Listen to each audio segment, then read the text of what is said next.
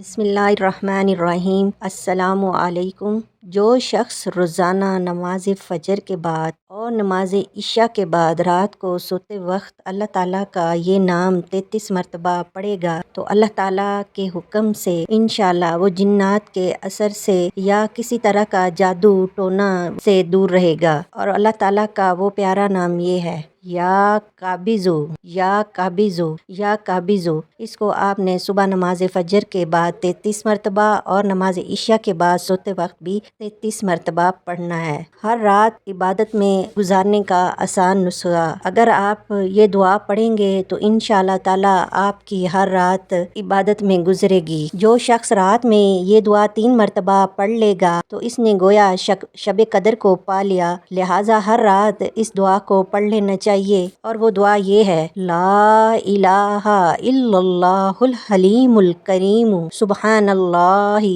रब्बिस समावातिस सबई व रब्बिल अर्शिल अज़ीमी। ला इलाहा इल्लल्लाहुल हलीमुल करीम सुब्हानल्लाहि रब्बिस समावातिस सबई व रब्बिल अर्शिल अज़ीम। यानी खुदाए हलीमुल करीम के सिवा कोई इबादत के लायक नहीं। अल्लाह पाक है जो 7वें आसमानों और अर्श अज़ीम का परवरदिगार है। अगर आपने अभी तक मेरा चैनल सब्सक्राइब नहीं किया तो प्लीज़ मेरे चैनल को सब्सक्राइब करिए।